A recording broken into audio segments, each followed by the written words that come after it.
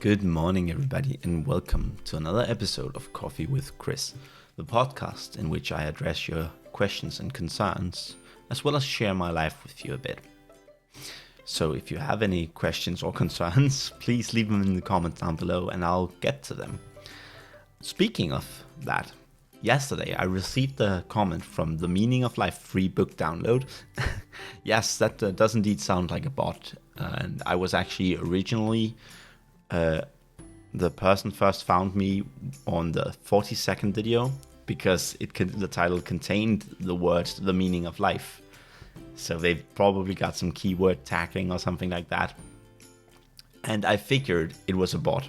That was my original idea of it. It was like, okay, this is very obviously a bot. But then on yesterday's episode, where I uploaded one called Tired Random Ramblings, I got another reply from another comment from this person telling me to avoid MSG.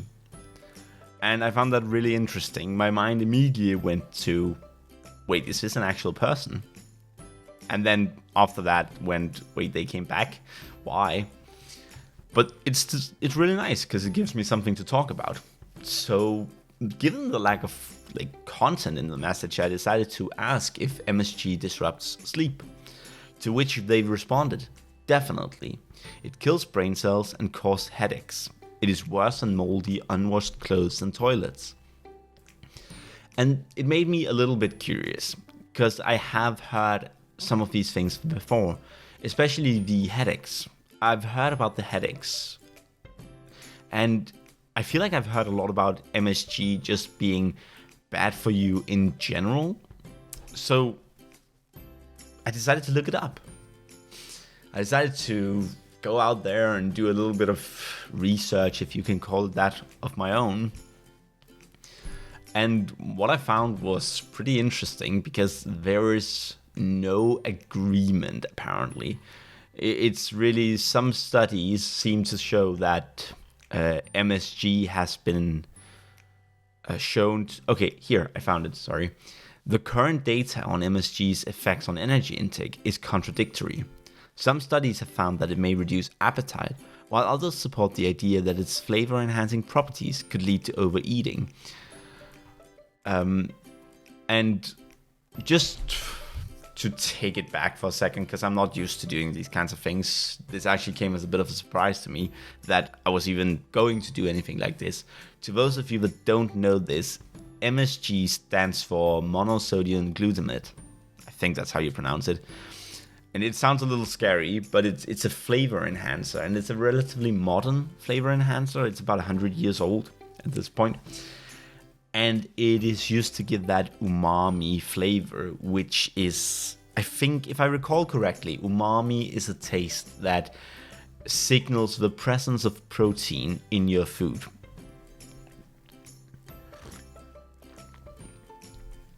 So that's what it is. And some people swear by it, some people avoid it entirely.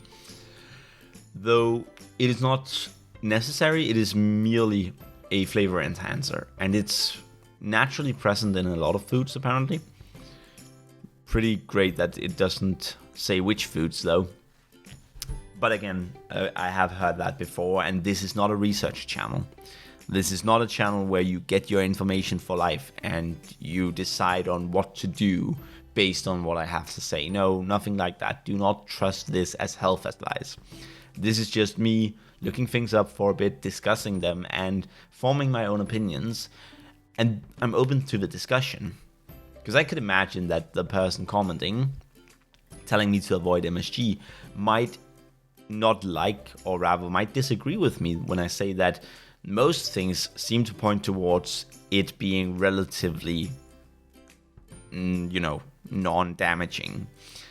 Though, honestly, there is some mostly anecdotal evidence, but also small studies where they, among other things, used MSG in very high dosages in order to test the effects of that. And those studies seem to show that MSG does indeed have negative consequences on your health. Such as reducing the ability to sleep, but also making you sleepy. So it's like a little bit of everything in these anecdotal studies. It kind of makes you wonder if MSG is one of those things that we as humans simply react differently to. It could be that the guy or girl, the Meaning of Life free book download. By the way, maybe like if it's a free book download, maybe we should go download it, all of us, just to see what it's about. It's free, and if we don't like it, we can just throw it out again. Well, not throw it out, but delete it again. So it's pretty easy. I might do that. I actually think I might do that once my exams are over. So that's going to be in a couple of weeks. I'm going to hand in my assignment on Monday, but then I've still got stuff to do because my exam isn't until the middle of June. But I might read it, and if anyone's listening, why not give it a try? I mean, this person was the first person ever to actually watch a little bit of my videos and comment on them. So thank you to them. And it's a free book, for crying out loud. Let's get it. Anyway, back to the MSG. I kind of lost track for a second there.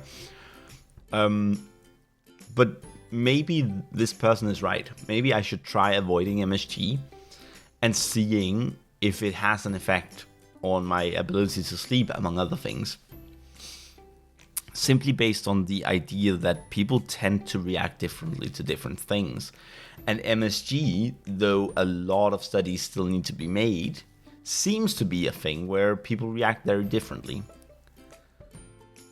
And, it's not really necessary. It's derived from L-glutamic acid. I don't know what the L stands for. Maybe you do. Let me know. And it's a non-essential amino acid, which means that your body is capable of producing it all on its own. So you don't need it to get it from an external source. And, if it's not necessary, don't need to get it from an external source. Maybe I should try avoiding it for a little while. See what it does to me, if it does anything. Then try, because I'm not one of those people that's like, oh, I stopped eating MSG and now I can sleep. It must be the reason. I'd probably, even if I started being able to sleep, I'd probably still go back to eating MSG again and then seeing if I start being unable to sleep. I might even ask someone, like my girlfriend or something, to interchangeably add or remove MSG from our diets without me knowing.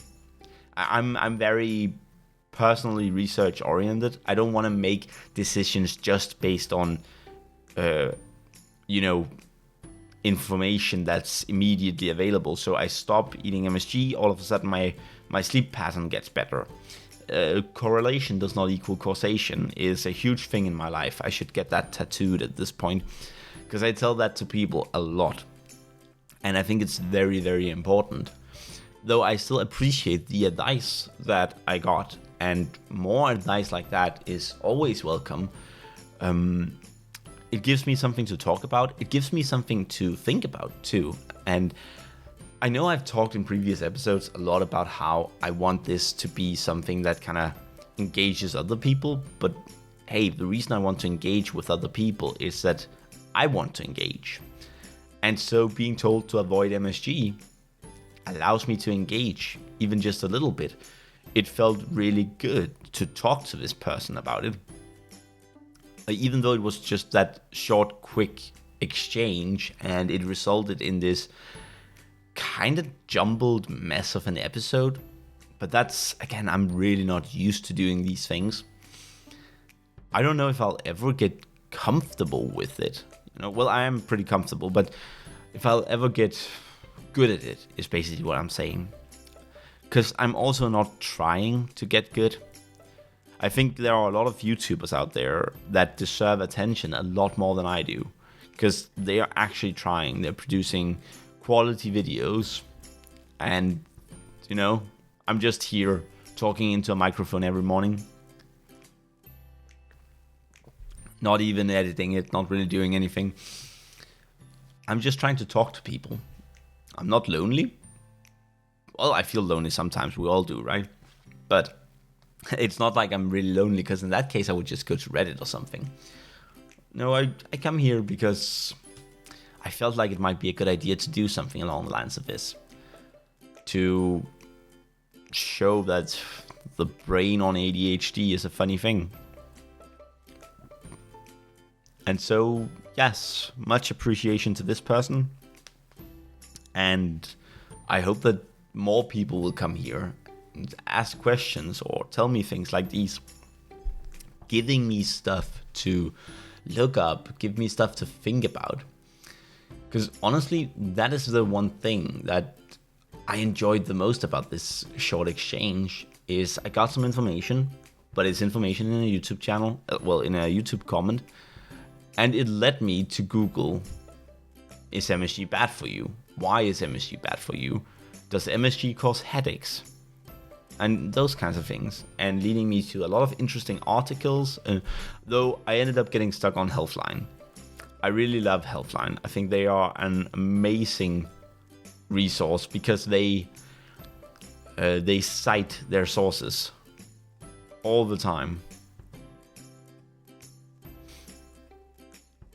Though it does seem that in this particular case, most of the sources come from the same place, which is a little interesting actually. I just noticed that. Well, the point is that they tend to cite their sources, and it just makes it easier because it makes it a little more trustworthy.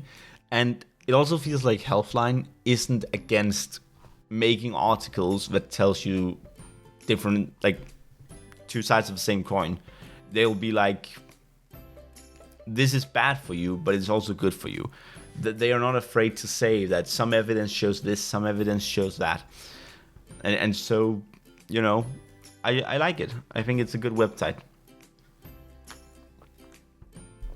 Nonetheless, just getting to look things up, getting to search for things, learning something new.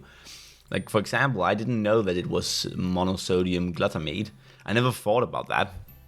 But that makes it a little weird, right? Because isn't that kind of like if I told you to hand me the NaCl, like the sodium chloride, sorry. I think we call it natrium in Danish. I think that's why. I'm not sure all of a sudden. Don't listen to me right now. I'm not making any sense. But yeah, it would be weird, wouldn't it? Just let me ask you to hand me the salt. So apparently MSG is just its name. It's probably because it's so new. I bet a couple of 100 years from now it'll have a different name. Like, we'll probably end up, instead of saying MSG, we'll merge those somehow so that it becomes a word. Massage, you know. Probably not going to ask anyone to hand you. I'm rambling. I'm getting off track here. And that's what I said earlier about the brain on ADHD. Doesn't always make a whole lot of sense. Weird thoughts pop in, they come out of the mouth because no control whatsoever. Regardless, what I'm getting at here is MSG may or may not be good for you. Well, bad for you, sorry. Because there is a little evidence, something about it potentially reducing salt intake. But that's, you know, it might also encourage overeating due to the fact that it's, you know, it enhances the taste.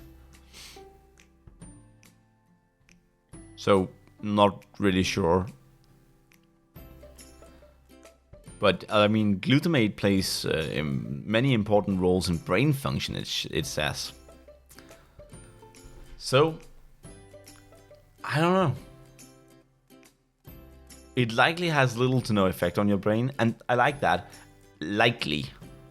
So, it's probable that it doesn't have an effect, but it might have an effect. And the reason makes sense, because the reason is that almost none of it passes from the gut into the blood and crosses the brain barrier. It seems that MSG is completely metabolized in your gut. And from there on serves as an energy source. It's converted to other amino acids. Right? And so, who knows? Only way to do it is to try it out. I gotta admit though, I am not going to be avoiding MSG anytime soon, because I don't really have the capacity to start figuring out what I can and cannot eat. And that's, not great. I should do that because it would be more healthy for me. It could potentially be more healthy for me. But for now, I'm just going to keep it in the back of my head that I might want to try cutting out MSG at one point and see what that does.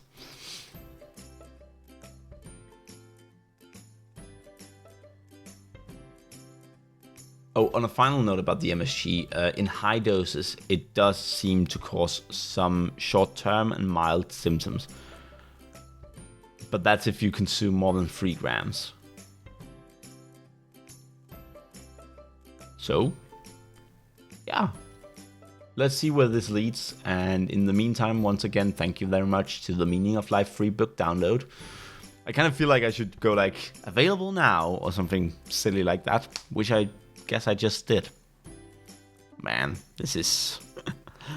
I hope someone's going to enjoy this someday. If anything, they are allowed to laugh at me, because I'm actually laughing at myself. Thank you for the comment, mate, and I use mate for both males and females, just like I use the word cunt for everybody. And yeah, I just wanted to pick up on that really quickly, because once again, I do not know the gender of this person, nor does it really matter. It's a person. Hopefully. It does seem that it's not a bot. Anyway, I'm gonna go now. Thank you for listening to this, even though it was basically just a lot of ramblings again. I tried to keep it somewhat on topic, but I'm still new to keeping things on topic. So hopefully we can work on it together. And that's it for today. Don't forget to leave a comment, like and subscribe, and I'll see you tomorrow. Bye bye now.